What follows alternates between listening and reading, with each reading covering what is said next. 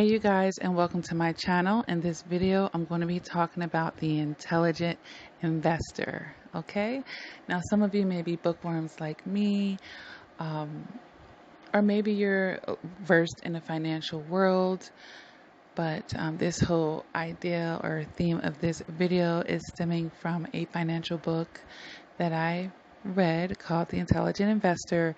It was written by Benjamin Graham, who Warren Buffett studied under. Okay, and if you guys don't know who he is, he's like a billionaire, stock market investor, and he's mastered the art of value investing when it comes to the financial world. Okay. So this book was written back in the 1940s, and I was like, you know what? Finances aren't the only area of our lives, of course, that we can have value investing. Okay. Yeah, we have a relationship with our money, but we have relationships with people. So I could kind of draw from the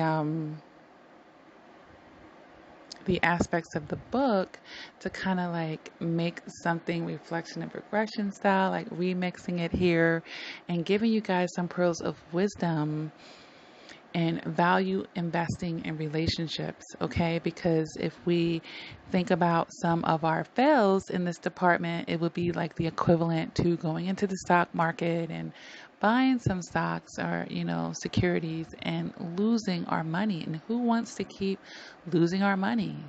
I mean, eventually we're going to have to regroup. Eventually we're going to have to say, okay, wait a minute now. Something is not going right in this situation, and I want to figure that out. Okay, so I came up with a list of 10 things, you guys. Are there other things, of course, that I could say that would be very helpful in having a value investing state of mind when it comes to making connections with other people? Of course, perhaps I'll make a part 2, a part 3, a part 4. Maybe we'll do a series on this. But for now, I just want to do this part 1, see how you guys respond to it, see if it was helpful to you. And, you can let me know if you want me to continue on. All right. So, when I say value investing in your relationships, I don't want you guys to be narrow-minded when you listen to this video. I know we speak a lot about romantic relationships on this channel, but this is, going to just apply all the way around. Think of these aspects. They're very general and neutral, so you can actually relate it to not only romantic relationships. You can think about your friendships. You can think about your businesses and your partnerships that you're going into with other people. You can think about this spiritually. Okay, yeah, and just associations, generally speaking. And these are people that aren't quite friends, but you put them in that associate box. All right, because that should have some type of meaningfulness as well. All right, because everyone in your life is not meant to be your husband or wife. It's not meant to be your best friend. It's not meant to be in your most intimate circle, but it doesn't mean that they can't have usefulness in your life, right? And that it can't be something meaningful, a meaningful exchange for both parties. All right. So let me go ahead and jump down in my list. I like to get straight to the point with things. I'm not trying to make a drawn out video. So we're going to just go ahead and get into my list here. And they're not in any particular order. So it's not like, oh, the number one thing you should be doing, da, da, da, da, da. I'm not going to particularly say that in this video, but just go ahead and listen to the 10 things and know that they are all heavily weighted in the process when we want to look at the overall picture of having that value investing mind frame in your relationships. Okay. So number 1 on my list is I want you to consider what this connection to this person is to your purpose. This is kind of going to touch on the why factor here. Is the connection propelling you or moving you closer to your purpose in life, or, the purpose that you are working on, the goal or the agenda? Or is it oppositely pulling you away, causing a distraction, causing delays, adding roadblocks and hurdles, you guys? Okay. So, you really want to consider, what is this connection doing to your purpose? Or how is it connected to your purpose, if at all?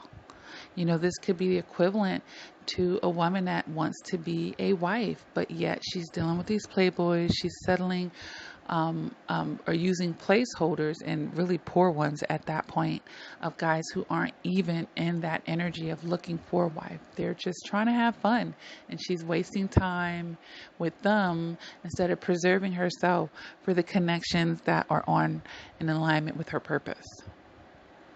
Okay? And, letting them take up the space and energy and add their negative energy that is actually countering the goal there. So think about the connections to your purpose, you guys. All right. That's number one on my list. Number two is, what kind of reciprocation is present? Because a lot of times you'll hear people say, oh, there's no reciprocation, but I'm going to, let's go to a higher level of thinking with this whole concept of reciprocation. They're reciprocating something to you, but is it negative or positive? Is it lopsided or one way? And that's all in connection to your purpose. Like, all of these things are going to be interconnected, and there may be some overlapping with, how one thing connects to another, like almost like a domino effect, if you will. Or you could think of some circles. If you've ever seen a diagram with circles, like the 3 circles, but they're at some point, the circles are touching or overlapping. Okay. But what kind of reciprocation is present? All right. What are they giving you back? What are they basically willing to invest in you versus what you're investing into them? All right. So if you're bringing steak and filet mignon, and they're bringing you some Jello or something, you know what I mean? Just something that's just completely unequally yoked. Like, what is the reciprocation going on here? You're trying to give them trust and honesty and loyalty, and what are they reciprocating back to you? What are they giving you back for that? Everything that counters that: lies, games, cheating, manipulation, dishonesty, disloyalty. What are they reciprocating back to you? The intelligent investor has to be able to see, okay, I'm putting my money into this stock. What am I getting back for that? What is being reciprocated to me in return? Okay. And like I said, the higher scale, understanding that there's reciprocation occurring, whether it's in the red or in the black, or it's positive or negative. Something is coming back to you one way or another. And is that what you want to be coming back? Is it fair based off of what you're doing? Okay. Number 3, are they even in the right box? And this for people who are building portfolios and different things. When they are building stocks, sometimes they'll mix different ones together, and it makes sense in that way. But it has to make sense, you guys. So are they even in the right box? So right now, when it comes to people, we're talking about titles here. Because a lot of times the title that you're giving the person is going to depend on the level of access you're giving them, the level of effort, the level of trust, So you got to put people in the right box. And, a prime example of this is, of course, when people call someone their friend when they're actually not. Like, they're really still a stranger to you. They're not a friend yet. Just because you vibed a couple times, you went out a few times, they had some laughs, they're your friend now. So we have to not be hasty and putting people in the wrong box. So, is it a business relationship that you're making too personal? Okay. Is it a friendship that you're now trying to make romantic? Are you crossing boundaries? Are you blurring the lines of things? Okay. Not to say that something couldn't possibly transition. Sometimes as an investment grows and its value, and like, wow, well, it just started out as something I was doing on the side, and now it's my bread and butter. That can happen. Things can progress, but all along the way, you are still putting it in its appropriate box until it actually becomes that, okay? So make sure that you guys are putting things in the right box. This way, you're not over investing, you're not under investing, you're finding a happy medium and a good balance with what you are willing to put into this. All right. Number 4 on my list is, what box did they put you in? Being a good value investing is about more than just thinking about yourself. I don't want you to just be self-focused. You need to understand the other party here and what their intentions are and what their agenda is as well. So are you trying to make her a wife when she's really just trying to make you a sugar daddy? That's going to equal a lot of frustration for both of you, okay? So it's very important to also understand what your value is to them and, what box they're going to be putting you in at this point. And if you agree with that. And I want to challenge you guys to not always, a lot of times we'll go and we'll ask that question, where do we stand? What are we? All right. I want you guys to grow in your emotional maturity to be able to see the clues and the signs around you. Okay. As a lot of times people may not be as straightforward as you. You might be very straightforward. Look, this is what I want, and that's what you really mean, and all this other things. But we know that sometimes other people can be passive aggressive. They can be indecisive. They can be, not sure about things or not being straightforward because they know that if they tell you the truth, you're going to run for the hills. Okay. But if we increase our emotional maturity that we talk about on this channel, you'll become better at figuring out what box that they put you in just based off of their behaviors, how they treat you. Okay. And not needing them to always verbally validate that for you, and also not taking that as the automatic truth. Well, this is what they said. Okay, well, what are they doing? It's always going to be better to measure that way. And if you've been around on this channel, you know that I constantly say these things. All right. So number 5 on my list, you guys, how good of an investor are they already? Okay. So now we're talking about the valuation of them, their character, their toxicity that we can see, if any, right? Or, the traumas that they've been through. So this would be equivalent to looking at the financial statements of, a stock or any investment that you want to put your money into. Because we want to know, who are we getting into bed with? And that could be literal here. And then, of course, figuratively, as we're considering all these other types of relationships. All right. So how good of an investor are they already? Do they have a string of, broken relationships, failed relationships? Are they extremely confrontational? Do they put people in a high box, but then give them low value? Like, oh, you were married to this person and look at how you ended up treating them. Are they poor at managing relationships already? They're poor communicators. They have abusive tendencies. This is what you're going to be looking at right now, number 5. All right. So number 6, you guys, do you know when to cash out? Do you know when to cash out? Now, in the stock market, it's generally proven that you want to keep your money in there for a long time. So we're not going to stick with that principle here because it's not always the case with people. Yeah, can you invest in a relationship and it gradually grows and wow, it flourishes? Absolutely. But then there are times when you need to get in and you need to get out. Okay? Sometimes you got to cash out before you even go on a first date because as you're screening them and talking and asking questions, like they're just, they're in the left field somewhere. Okay? And, knowing when to cash out is before you start losing investments. Like, okay, your investments in relationships, you guys, are your time. It could be your finances, your emotions. Okay? You could be even investing your image, once you're associated with someone, that becomes a part of your image, okay, and your reputation. All right. And then this could be your career, your livelihood. So all types of investments can be made here.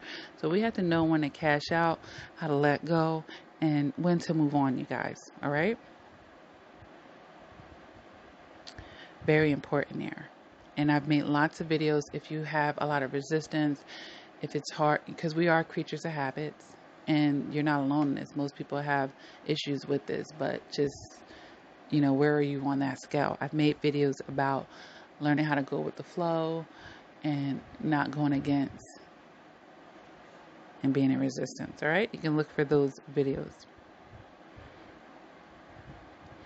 All right. And also, while we're talking about knowing when to cash out, a lot of times, when we're putting them in the right box, and that's going back to number 3, which overlays here in number 6, we have to know, was it a short-term, mid-term, or long-term thing to begin with?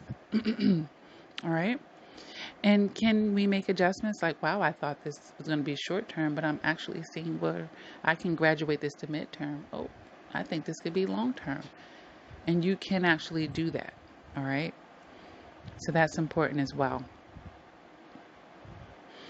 And then knowing when things run its course. All right. So number 7, you guys, does it actually make you better? Are you learning and growing without the devastation of traumas and abuse? And, that's called learning the long, hard way, if you will. That's not the only way that you can learn in life. Actually, that's the most painful way. And of course we can take that pain and make lemonade out of the lemons, but, it shouldn't have to come at a cost like that every daggone time. We're all humans on this earth and we're living life, and, chances are you're not going to get through without at least having one experience like this.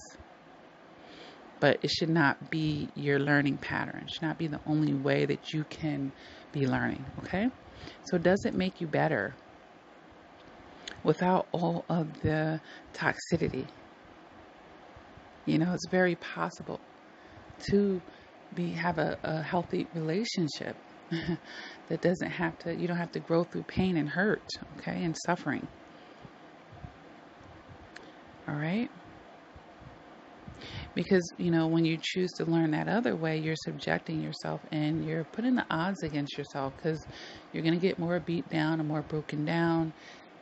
It's energy that you're losing that has to be replenished. And it may become harder and harder as your vitality is getting lower. And this could be equivalent to you spending more and more out of your savings, and you're investing in these things and they're not fruitful for you. Or you're going through hell and high water to even see, you're just learning the hard way. Like, oh, I know what not to invest in. I still lost my money though. I still lost that money. So, you don't want to constantly be in those type of situations. All right. You want to be able to graduate. Sometimes these things can happen when you are immature, when you were just learning the ropes. But when do you get to a point of mastery, right? So that's something to consider, you guys. Number 9 on my list. Are they really even on the market? Emotionally, physically, financially, psychologically available? Are they emotionally unavailable, physically unavailable, financially unavailable? For whatever the level of this relationship, are they actually really on the market and are going to be available to you in the way that you need for this to be a healthy connection and a value, and something that we would call the value investing? All right.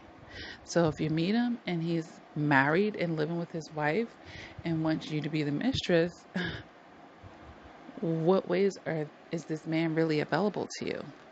Okay. He's not really available. It's an illusion. His availability to you is an illusion, and I don't want you to be disillusioned. Okay. For instance, same thing with the woman. Women cheat as well and want a shoulder. All right. So, The last thing here on my list, you guys, is what does your gut say? Is it, good for your soul? A lot of times we can admit in hindsight, especially like something was kind of feeling weird the whole time, and I didn't want to listen to that voice. I didn't want it to be true, but it was there, and there were times where it was screaming at me, and I didn't give it the appropriate weight. Sometimes we can look back and see these things. So, a part of being a good investor is being in tune with that inner voice, you guys. And sometimes we're not as connected to our inner being as we think. So, a part of being able to connect well and healthy with others, of course, is going to be grounded and rooted in our ability to be highly connected with ourselves to begin with. So we need to know ourselves and hear our own voice and know our own purpose and know what we have to invest in others. We need to have all that clear with ourselves before we start bringing other people in the picture, right? So that we can be organized and we're knowledgeable. We already know. It's going to make it very easy then to see where someone else doesn't fit into that. Because I'm not just I'm not just freestyling per se. Not just freestyling. Like, it's very intentional. It's very purposeful. I know exactly, pretty much what I'm looking for here. All right, you guys, this is how this is at least 10 really meaty things that we can do that is going to help us in value investing when it comes to connecting to other people. All right. So I hope that this video has been very helpful to you guys. Feel free to like this video if you would like me to make additional content on this, because we can keep talking about this. All right. Let me know. All right. If you are new to this channel, feel free to subscribe. There's over 700 videos here to help you in increasing your emotional maturity. They didn't teach these things in schools, and sometimes we don't have, our primary caretakers and people that end up being in our lives don't have the tools, or they aren't taking the time to, plant these seeds and water them and show us the ropes and give us this intelligence. All right. Because this is definitely going to be a part of living a healthy, happy life. You can check the description below, you guys, if you are interested in any other things, projects that I have going on. I do have support groups, as my channel does shine a large light on narcissistic abuse. All right. As we're learning about our emotional maturity, but I have a private and a public support group that you are welcome to join. Hold on, you guys. I need to just take a sip of water.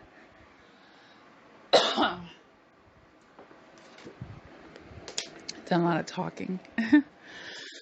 So you're welcome to join that, you guys. And I do offer the private coaching. You can go on my website, LakiaCrawford.com, if you would like to work with me one-on-one on life. On life, you guys. All right. I've written 4 books if you are interested in checking those out. Additional pearls of wisdom when it comes to our relationships. All right. So if you like my videos, you'll love the books. They're available on Amazon and Barnes & Nobles, and you can buy them through my website if you want a signed copy personally sent from me with my little touches on it. All right. With that being said, I really appreciate all of the support that I get. People are still leaving comments every day. I know I haven't been posting as much, but I tell you, I have a ton of material coming to you guys. It's just that I've really had a lot of projects going on in my life. So, but I can never stay away for too long because I miss it and I love what I do here on the channel. It is certainly a part of my legacy. I hope that I'm, helping people. I hope that I'm helping people, because I didn't have that guidance myself, and I had to learn a lot of things the hard way. And like I said, that shouldn't be the only way that you're learning in life. And there are better easier, lighter ways. Okay. With that being said, you guys, thank you so much for taking time out to, come on the channel and continue to support. Hitting the like button always supports the channel because it pushes the content out. It draws in people who, may not have known that my channel even existed. I find out about cool channels all the time on YouTube that I never even knew existed. So just by hitting that like button, leaving comments, putting energy behind the video, it helps other people find the channel. So if it's blessed you, help send that energy out to others. All right. And with that being said, you guys, what do I say at the end of all of my videos?